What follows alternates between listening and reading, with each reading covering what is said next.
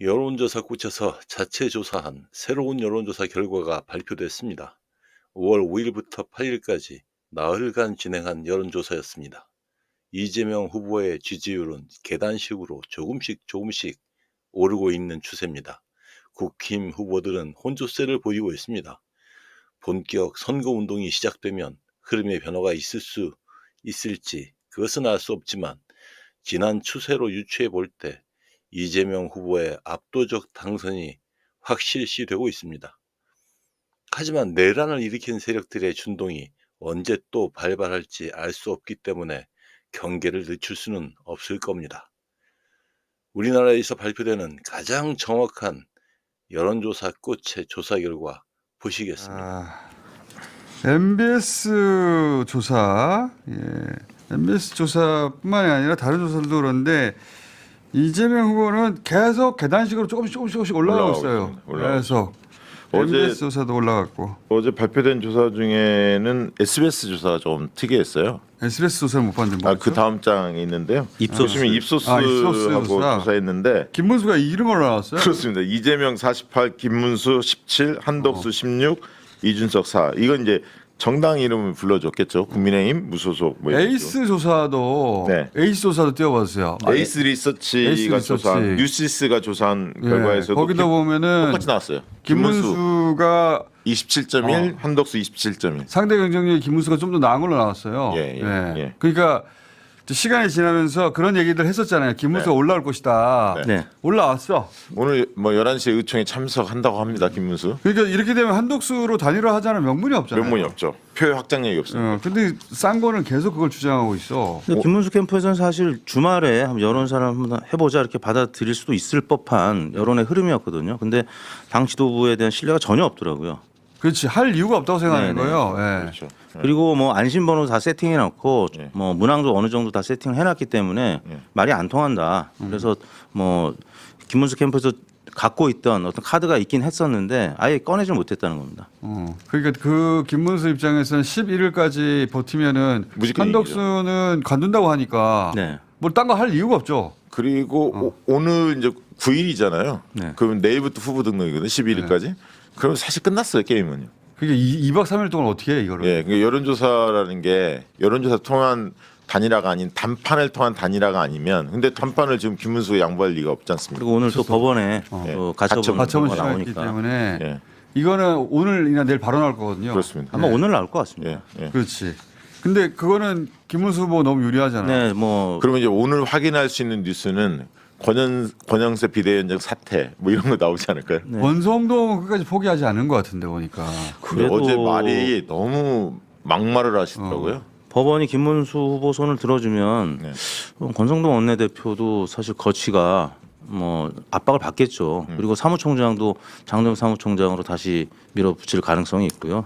당무 우선권 발동해가지고 네. 정리하겠죠. 네. 예. 김문수 후보로 정리될 가능성이 99%죠 현재는. 네, 그렇습니다. 만약에 유일한 방법은 권영세 그 비대위원장이 도장 안 찍어주는 건데 네, 그러면 국민의힘 후보가 없어지는 거예요. 참 아쉬운 것은 한덕수 후보가 무소속으로 출마해서 돈을 좀 쓰기를 바랬거든요. 저도 그래서 마지막에는 조금 한덕수 아쉽네요. 후보를 응원했는데 그 부분은 그러니까 한덕수 후보가 얘기했던 아주 삿된 그런 상황이 삿된 저는 삿된이라는 표현을 이번에 처음 알게 됐는데 그릇된이라는 표현이더라고요. 그러니까요. 삿된 윤석열한테 상황이. 그런 표현했죠. 근데 네. 이제 그 두 사람이 그 단판지었잖아요. 공개 단판. 예, 어제요. 그게 김문수 기획에 한덕수가 걸어 들어온 거거든요. 네, 네. 근데 이제 당했어요. 준비가 안 됐더라고 한덕수. 어제 1시간 후보는. 동안 저도 다 봤는데 네. 전파 낭비였다. 한덕수 후보가 논리 준비가 제대로 안 됐더라고. 네. 저 아까 모두에 보여주신 브리핑 때 네. 보여주신 1분 30초가 다였던 것 그게 같아요. 전부예요. 네. 근데 이제 그거 듣다 보면은 김문수 얘기 맞는 것 같은데. 그 얘기를 반복했는데 어제 실시간 댓글을 보니까 뭐 일반 그 중도 진보 쪽 유튜브뿐만 아니라 보수 쪽 유튜브에서도 김문수에 대한 우호적인 글들이 더 많이 올라오고 왜냐하면 이게 정당 정치를 아는 사람은 한덕수 같은 행보 도저히 그거는 용서해서는 안 됩니다. 그러니까 단일화 하면은 후보 등록하겠다니. 그게 로또 당첨되면 로또 사겠다는 거고. 도둑놈 심보죠. 도둑놈도 안 된다니까. 담은 자기가 넘어가야지. 삿된 심보죠. 삿된 심보. 그러니까 담을 넘겨주면 도둑질 하겠다는 거라고 생각이 지금 말도 안 되는 소리지 진짜.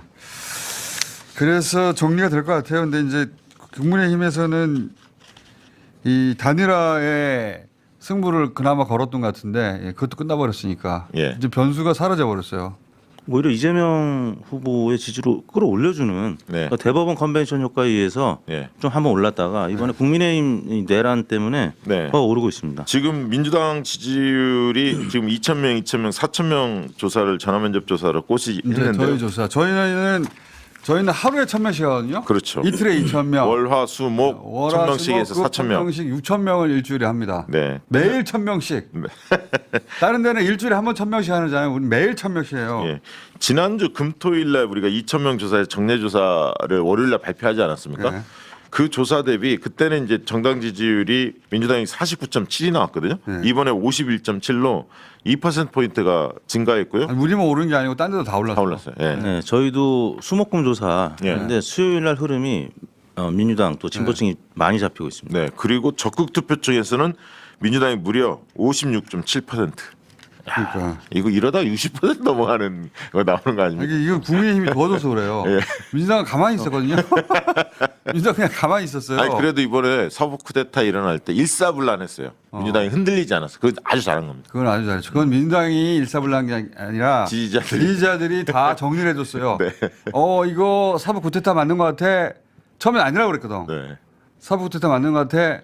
그런데 이제 그때 취합되는 주말에 정보를 보니까 맞는 것 같아. 그래서 민주당이 태도를 바꾸는데도 그 시민들이 먼저 앞서가서 만들어낸 분위기. 네. 네. 거기에 타고 간 거예요, 계속. 맞아요. 그리고 따라가고. 법원에서도 이제 또 뭐 용기를 낸 판사분들께서 실명으로 네. 입장도 표명해 주시고 해서 네. 국민의 여론도 많이 바뀐 것 같습니다. 그래서 사법 구태타는 사실은 연휴 끝나고 나서 며칠 갈 줄 알았더니 끝나자마자 끝나버렸어요. 주말 이렇게 연휴 사이에 끝난 거예요. 그 주말 네, 사이에. 맞습니다. 보통 연휴 사이 주말 그리고 특히 연휴 사이는 아무 일도 안 일어나거든요. 이번에는 연휴 사이에 모든 일이 다 벌어졌어요. 그렇죠. 긴장감을 늦출 수가 없었죠 연휴 기간 잠 동안에. 못 자는 분들이 아주 많았습니다. 네. 스트레스 너무 받으니까요. 네, 네. 징글징글하다 그러면서 그래서 요즘에 여론조사에 봐서 시대정신 물어보잖아요. 가장 1순위가 뭐냐면 국가 정상화입니다. 맞아요. 네. 제 자리로 좀 돌아가라. 너무 징글징글해요 진짜. 예. 끝났다 싶으면 또 나오고 끝났다 싶으면 또 나오고 지금 계엄 이후로 몇 개월째 6개월째 징글징글하다. 이제 끝내고 싶은 거예요 사람들이. 자 그래서 지지율이 조금씩 계속 올라가고 그건 저희 수치로도 확인이 되고 저희 거 한번 띄워봐 주세요. 이거 있잖아요. 정권 연장이 이제 30% 밑으로 떨어졌습니다. 29. 네. 지난번에 금토일 띄워주세요. 조사 얘기할 31이었거든요. 그다음에 정권 교체가 67.4 나왔으니까 지나간 걸 띄우네.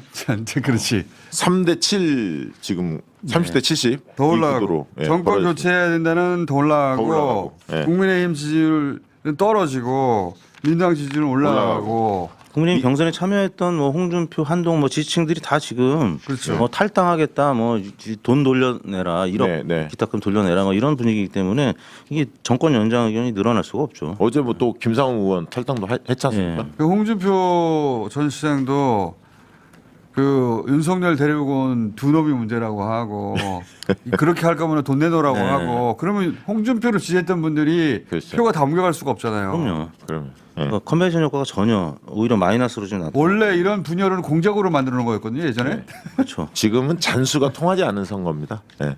자 자, 그래서 저희도 후보 지지도 3자 대결 삼자 대결을 했죠. 붙여봤습니다. 이재명 52.6, 김문수 22.5, 이준석 5.8 이렇게 나왔는데요. 중도층에서 이재명 후보가 57.1. 이재명 56% 나오는 것도 있더라고 이제. 네, 그렇게 어떤 나왔 조사는. 우리- 자동 답방식은 50%대 중반 넘어가고 있습니다. 지금 적극 투표층은 58.1 나왔습니다. 이재명 대표. 그럴 수밖에 없어요. 네. 자꾸 찍을 사람이 보수 쪽에서 사라지고 있으니까. 네. 가만히 이재명 대표는 그냥 가만히 유세만 하고 있거든요. 딴 거 안 하고. 그리고 흥미로운 대목은 대구 경북이잖아요. 김문수 후보 고향이 이재명 대표도 마찬가지인데 대구 경북에서 이재명 33.3, 김문수 34.3. 이거는 박빙입니다. 초박빙. 이런 일은 이런 수치는 처음 봤는데 대선에서. 예. 물론 김문수 후보가 확정이 되고 조금 올라가. 레이스 올라가면 가면 올라가게 됩니다. 올라가죠. 예, 격차가 줄어들게 돼요. 그러나 30%를 중반? 예, 중반까지 못 갈 가능성. 이준석이 좀 더 올라갈 가능성이 있어요. 30% 중반에 나올 거예요. 그래도 예. 저는 그렇게 생각이 드는데 어제 MBS 조사를 보면은 조금 격차가 좁혀지는 듯한 느낌을 주는 네. 수치도 있었는데 대체로 MBS 조사를 제외하고는 네. 대체로 이재명 대표가 전화 면접 조사에서도 이제 50%를 넘는 수치들이 나오고 있다라는 거. 그렇죠. 네. 격차는 여전히 한 20% 이상. 이준석 후보가 두 자리가 안 되면 이제 보전을 못 받거든요. 이거. 근데 이준석 후보로 갈아타겠다는 보수 유권자들이 조금씩 조금 나올 거예요. 나오기 맞아요. 김문수로 시작합니다. 가면. 예, 국민의힘이 지금 너무 창피한 예. 수준까지 가고 있다. 그 TV 토론이 있기 때문에. 이준석 후보가 지금 제일 좋아해요. 그렇죠. 제일 좋죠. 예. 네. 이러다가 보전 받겠는데? 예. 어. 그런 10%까지는 갈 가능성이 뭐 저는 조심스럽게 좀 있다고 점쳐지고 봅니다. 있습니다. 9.9에서 끊어지면 진짜 그거 진짜 어마어마한 빚이거든요. 감당이 안 될 텐데. 예.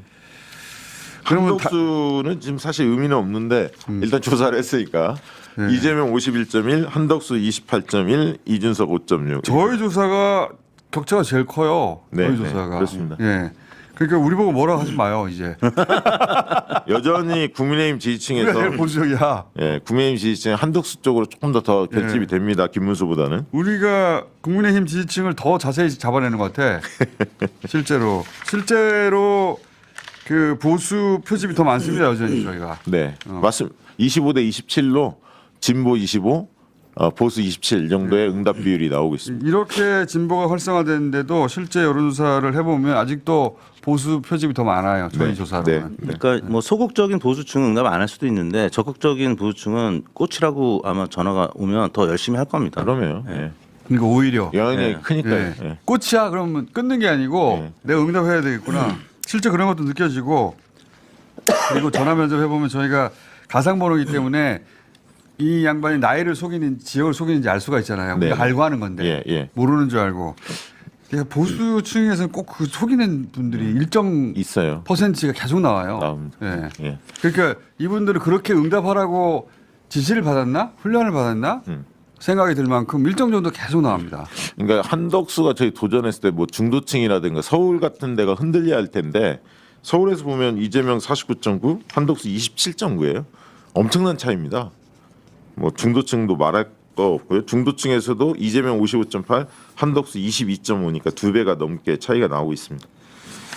지금 뭐 국민의힘 상황 보면 보수층이 좀 무기력할 수밖에 그렇죠. 없죠. 지지하려고 해도 마음을 모을 곳이 없잖아요.